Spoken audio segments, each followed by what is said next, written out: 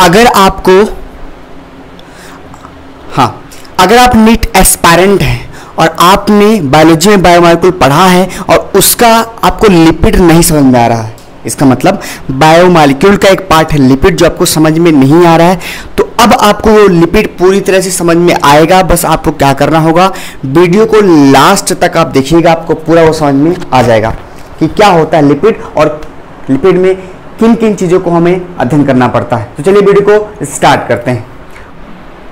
देखिए, lipid not a bio micro molecule. Lipid bio micro molecule इसलिए नहीं है क्योंकि ये मॉलिक्यूलर लेवल में टूट सकता था, एसिड इनसॉल्युबल पूल में पाया जा सकता था, लेकिन ये अपने चेन को बचाने के लिए जब टूटता है तो सर्कुलर स्ट्रक्चर बना लेता है जो बड़े बड़े होते हैं, इसलिए वो क्या होते हैं, एसिड इनसॉल्युबल पूल में पाया जाता है। लेकिन लिपिड वास्तव में क्या है, आपका बायो माइक्रो मॉलिक्यूल है। ओके, और वो अपने पैर को बचाने के लिए वो जब उनको तोड़ा जाता है, जब वो टूटते हैं तो क्या होता है, थोड़े बड़े बड़े कंपोनेंट में टूट जाते हैं, इसलिए वो कहाँ पाए जाते हैं, एसिड इनसॉल्युबल पूल में। छोटी सी बात आप एक बार फिर से समझ लीजिए, एसिड जो लिपिड आपका है ये बायो माइक्रो मॉलिक्यूल नहीं है, ये बायो माइक्रो मॉलिक्यूल है। माइक्रो मतलब छोटा, मैक्रो मतलब बड़ा। ओके, इसका इन्वेस्टिगेशन हमने तब करा था जब हमने क्या किया था, मोर्टार पिस्टल लिया था और आपने ट्राइक्लोरोएसिटिक एसिड डाला था, उसमें स्लरी बनाया था, तो आपने देखा था कुछ चीज़ें क्या किस में मिलती थी, एसिड सॉल्युबल पूल में मिल जाती थी, उसको बोलते बायो माइक्रो मॉलिक्यूल कहते थे, और कुछ चीज़ें एसिड इनसॉल्युबल पूल में मिलती थी, उसमें क्या कहते थे, बायो माइक्रो मॉलिक्यूल कहते थे। छोटी सी बात थी। तो आप अब जो टॉपिक स्टार्ट होने वाली है ये लिपिड के बारे में हम जानने वाले हैं, ये तो मैंने आपको बता दिया। अब लिपिड में जो इंपॉर्टेंट टॉपिक है उसके बारे में हम सब जान लेते हैं कि लिपिड बहुत बच्चों को समझ में नहीं आता, तो इसको आप पूरा वीडियो देखिएगा तभी आपको समझ में आएगा। चलिए, अगर मान लीजिए आप लिपिड की बात करते हैं तो जो लिपिड होता है वाटर इनसॉल्युबल होता है, इसका मतलब ये पानी में इनसॉल्युबल होता है। दूसरा जो आपका लिपिड होता है ये कार्बन, हाइड्रोजन, ऑक्सीजन से बना होता है, लेकिन जो ऑक्सीजन की मात्रा होती है वो कार्बन और हाइड्रोजन से हमेशा कम होती है। एक बार फिर से, जो आपका लिपिड होता है ये कार्बन हाइड्रोजन से तो मेनली बना होता है, थोड़ा थोड़ा इसमें ऑक्सीजन भी होगा, लेकिन हमेशा ऑक्सीजन कार्बन और हाइड्रोजन से क्या होगा, कम होगा। ओके, नेक्स्ट पॉइंट की बात करते हैं। जैसे लिपिड की आप बात है कि लिपिड किस कहाँ कहाँ पाया जाएगा, आप बटर खाएंगे तभी आपको लिपिड मिलेगा, घी खाएंगे तभी आपको लिपिड मिलेगा, कुकिंग ऑयल खाएंगे, पिएंगे, खाएंगे, जो भी करेंगे उसमें भी आपको लिपिड मिलेगा। विटामिन ए, ई के अंदर भी लिपिड पाया जाता है। ए, ई के जो विटामिन होती है उनके अंदर भी लिपिड पाया जाता है।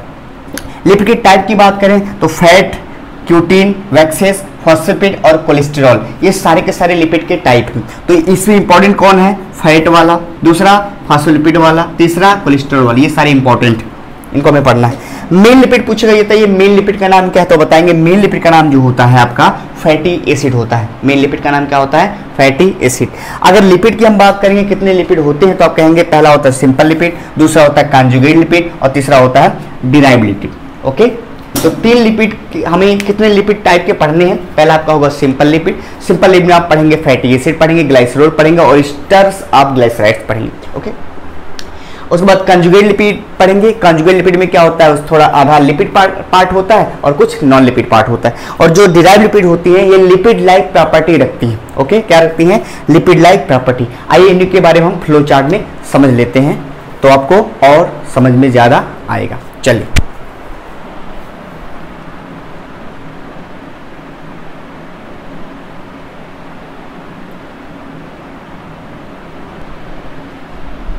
देखिए, आइए अब देखिए, जो लिपिड हमें पढ़ना होगा, लिपिड में हमें तीन चीजें पढ़ना होगा।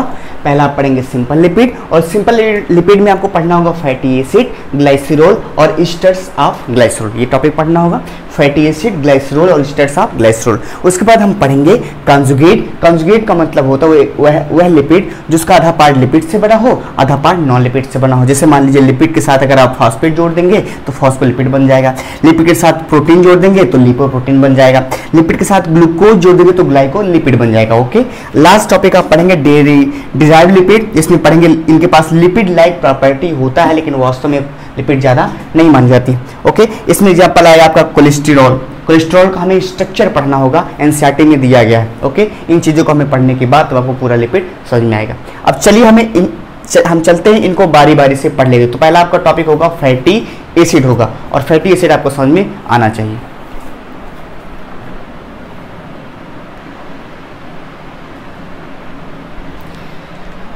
अब हमें क्या करना होगा, फैटी एसिड के बारे में जानकारी लेना होगा। हमने आपको पढ़ाया, हमने क्या पढ़ाया आपको, लिपिड जो होती है 3 तरीके की होती हैं, सिंपल लिपिड, ओके। तो अभी हम सिंपल लिपिड पढ़ रहे हैं, कॉन्जुगेट लिपिड अभी बाद में पढ़ना होगा, ओके। कॉन्जुगेट लिपिड तो आपको जितना मैंने बता दिया उतना ही पढ़ना होगा। फिर आपको एक कोलेस्ट्रॉल पढ़ना होगा जो आपको हमने बताया डेराइव्ड लिपिड उनको बोलते हैं। तो सिंपल लिपिड थोड़ा सा आपका तगड़ा है और सिंपल लिपिड ही आपको ज़्यादा पढ़ना होगा। चलिए हम समझ लेते हैं।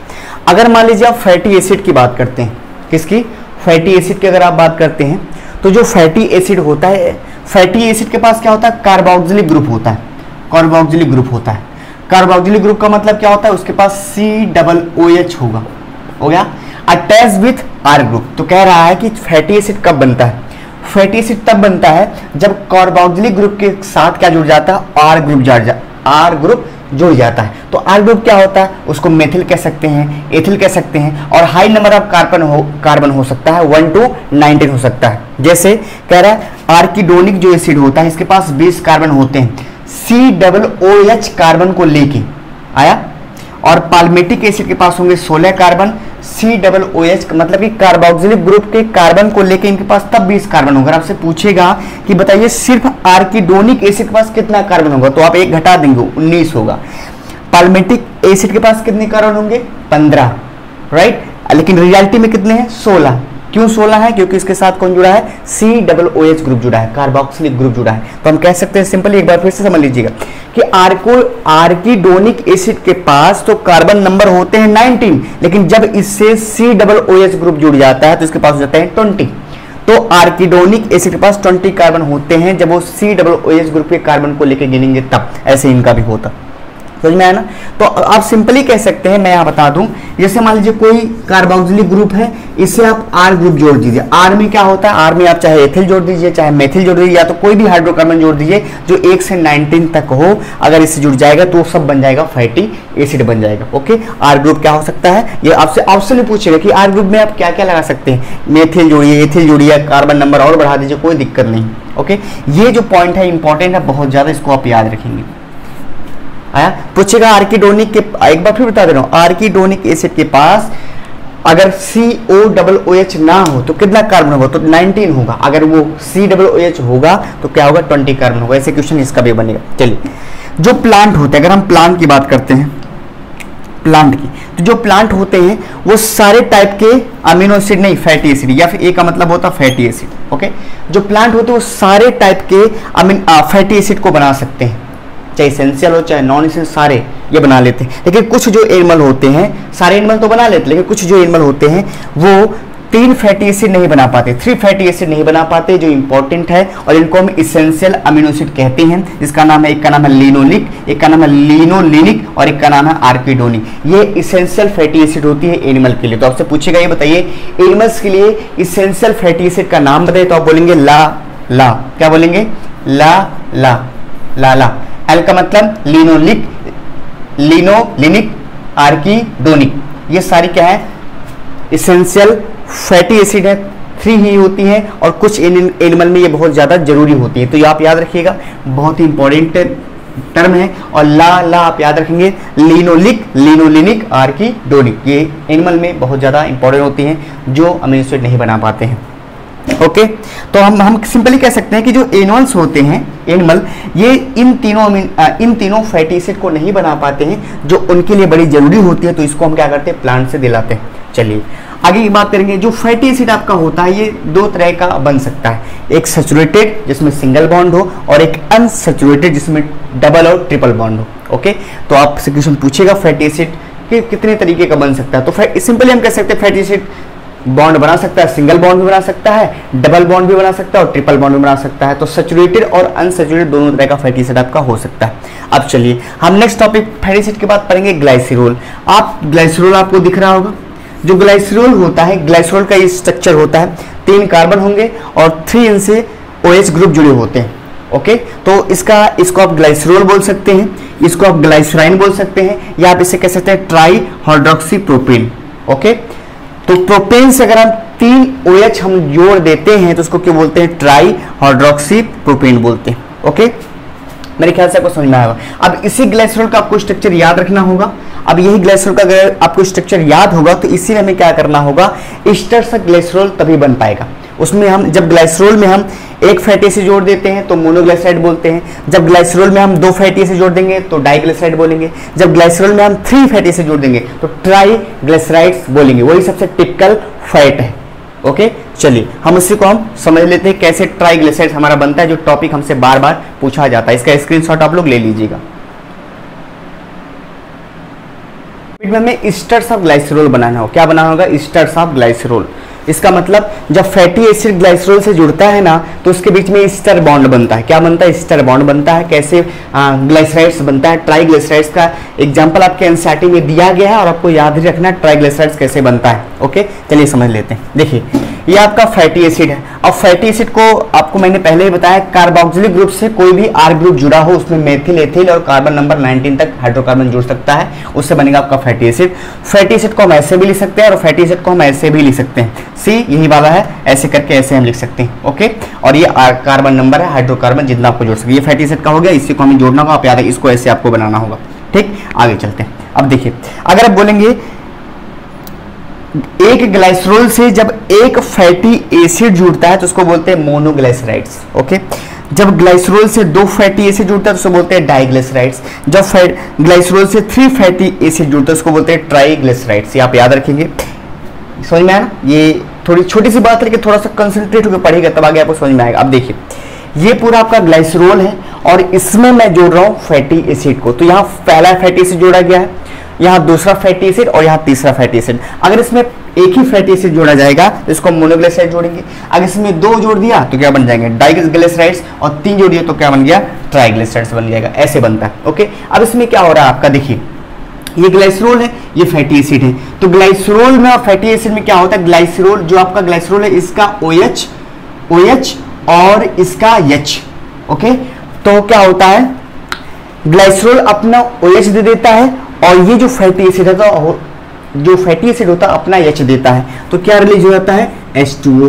तो यहाँ भी H2 रिलीज होगा, यहाँ भी H2 रिलीज होगा और यहाँ भी H2 रिलीज होगा। तो जो बॉन्ड बनेगा, ओके, तो जो बॉन्ड बनेगा इनके बीच में उसको हम क्या बोलेंगे, ये वाला, ये जो इनके बीच में बॉन्ड बन रहा है, ये बॉन्ड, इसको हम बोलेंगे ईस्टर बॉन्ड। क्या बोलेंगे, ईस्टर बॉन्ड।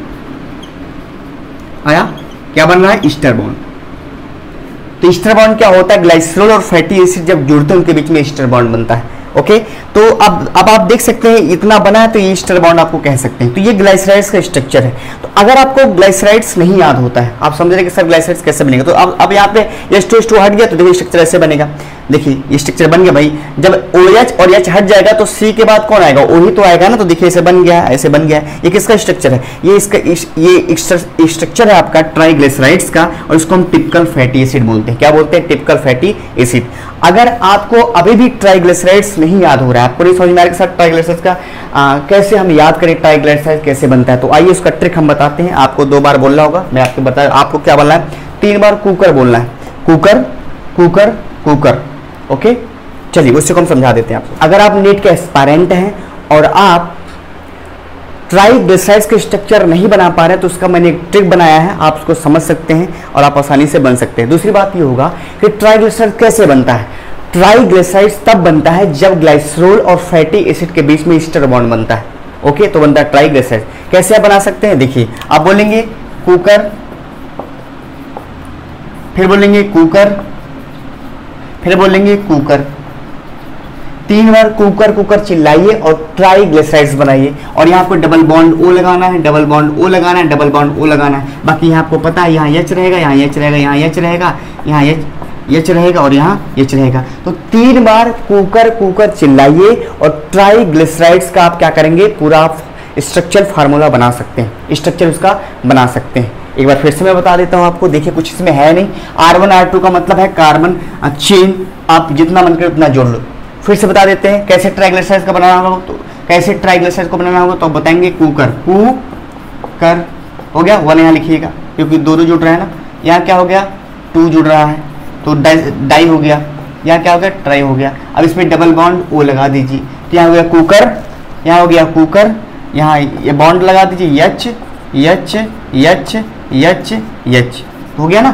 तो 3 बार कुकर कुकर चिल्लाइए, ट्राइग्लिसराइड्स का एग्जाम्पल बताइए। देखिए कुकर कुकर कुकर और यहाँ double bond O double bond O double bond O, ये बन गया ट्राइग्लिसराइड्स का क्या, स्ट्रक्चर बन गया। मेरे ख्याल से आपको समझ में आ गया होगा। अगर आपको देखिए लेस्थिन का भी डायग्राम बहुत इंपॉर्टेंट है, लेस्थिन का डायग्राम भी आपको याद रखना होता है।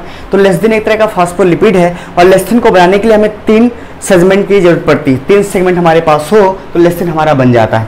पहला आपका होता है H3PO4, फिर कोलिन ग्रुप, ये फॉस्फोरिक एसिड है। कोलिन ग्रुप का होता है Ca2 Ca2N Ca3 Ca3 Ca3, ये ट्रिक है, याद कर लीजिए Ca2 Ca2N Ca3 Ca3 Ca3। और डाइग्लिसराइड कैसे बनेगा आपको पता होगा। तो पहले आप डाइग्लिसराइड्स बनाइए, फिर उसमें फॉस्फेट जोड़िए। तो अगर आप फॉस्फेट की बात करते हैं, फॉस्फेट का, तो फॉस्फेट का फार्मूला H3PO4 होता ही है, आपको पता है। इसका अगर आप स्ट्रक्चर बनाएंगे तो बोलेंगे, आप ऐसे लिख सकते हैं P double bond O OH OH OH, ये फॉस्फोरिक एसिड बन गया। कोलिन आपका यहाँ बना ही है। अब आपको डाइग्लिसराइड्स बनाना, तो डाइग्लिसराइड्स कैसे बनता है, ग्लाइसरोल में 2 फैटी एसिड जोड़ दीजिए। तो हमने कहा 3, ये रहा, यहाँ OH ही रहेगा, यहाँ क्या रहेगा cooker double bond O R1, यहाँ क्या रहेगा, ये रहेगा कुकर R2, ये डाइग्लिसराइड जुड़ गया। बाकी यहाँ आपका H रहेगा, यहाँ H रहेगा, यहाँ H रहेगा, और यहाँ H रहेगा, यहाँ H रहेगा। अब क्या करना है आपको, जो कार्बन नंबर 3 है इसमें आपको जोड़ना है क्या, फॉस्फेरिक एसिड जोड़ना है। तो फॉस्फेरिक एसिड जब आप जोड़ेंगे तो यहाँ क्या बोलेंगे, यहाँ आप जोड़ेंगे, यहाँ जोड़ेंगे तो बोलेंगे कोपो, यहाँ रहेगा डबल बॉन्ड O, यहाँ रहेगा O, फिर यहाँ रहेगा Ca2 और यहाँ रहेगा N, यहाँ रहेगा Ca3, ये बन गया आपका डायग्राम। ये किसका स्ट्रक्चर बना, लेस्थिन का। किसका बना, लेस्थिन का।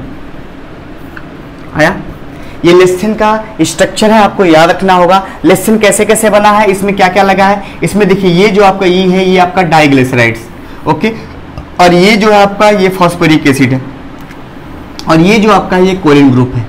तो आपका जो मैं कह सकता हूँ जो लेस्थिन होता है वो 3 चीज से बना होता है। पहला डाइग्लिसराइड से बना होगा, दूसरा फॉस्फोरिक एसिड से बना होगा, और तीसरा इसमें क्या जुड़ा, कोलिन ग्रुप जुड़ा होगा। क्या जुड़ा होगा, कोलिन ग्रुप।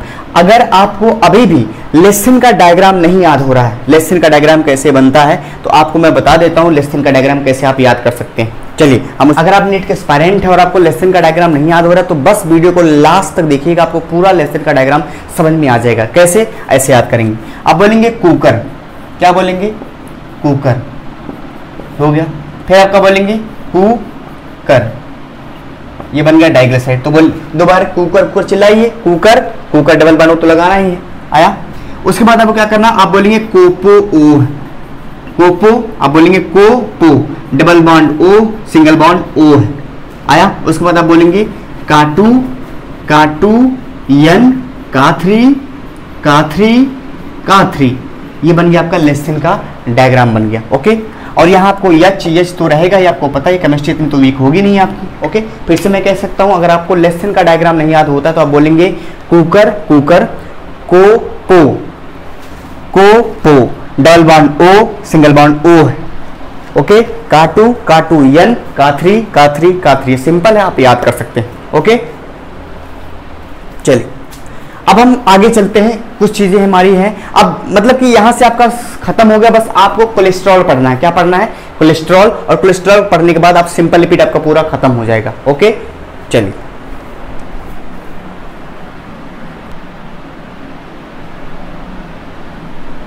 हाँ, आइए हम सिंपल लिपिड में एक टॉपिक और पढ़ लेते हैं, कोलेस्ट्रॉल। कोलेस्ट्रॉल क्या होता है, कोलेस्ट्रॉल का फार्मूला होता है चोच, CHOH, चोच 27-45, इसका कार्बन इसमें 27 लगते हैं और हाइड्रोजन 45 होता है। तो आप सिंपली कह सकते हैं कि कोलेस्ट्रॉल का फार्मूला होता है चोच 27-45, बस सिंपल सा वर्ड।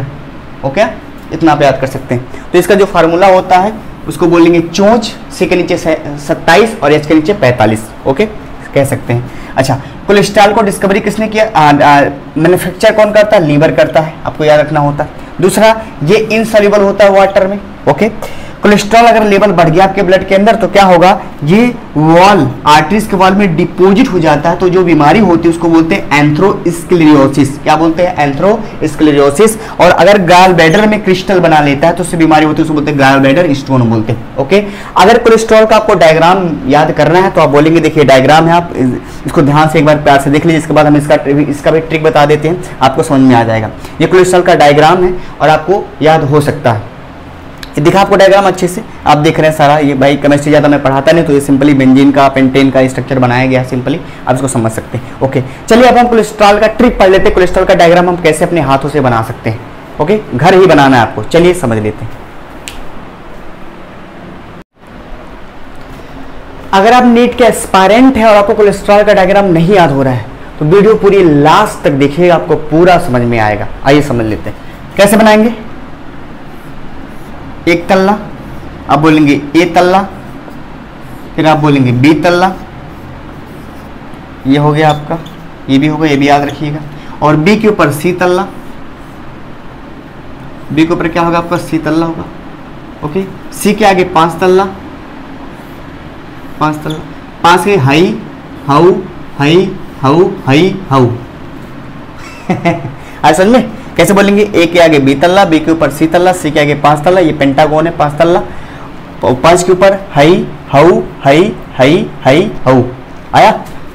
उसके बाद यहाँ लगेगा आपका, यहाँ लगेगा, यहाँ लगेगा, ये बॉन्ड है, सिंपल आप कह सकते हैं। तो ये आपका है कोलेस्ट्रॉल डायग्राम। क्या है, कोलेस्ट्रॉल डायग्राम है, जिसको आपको याद होना चाहिए, आपको जानना भी होगा। ये कभी कभी एग्जाम में पूछ लेता है आपसे, कि आपसे कभी कभी पूछ लेता है कि नीट में पूछेगा कि ये डायग्राम सही है गलत है, तो आपको ये भी पता होना चाहिए ना डायग्राम कैसे बना है। ओके, आपको ये पता होना चाहिए। तो क्या बोलेंगे, ए के आगे बी तल्ला, बी के ऊपर सी तल्ला, सी के आगे 5 तल्ला, 5 का मतलब होता है पेंटागोन, और 5 तल्ले के ऊपर hi how hi how high और हाई। आया, समझ में आ सकता है आपको। ओके, तो ये कोलेस्ट्रॉल का डायग्राम है, आपको याद होना चाहिए।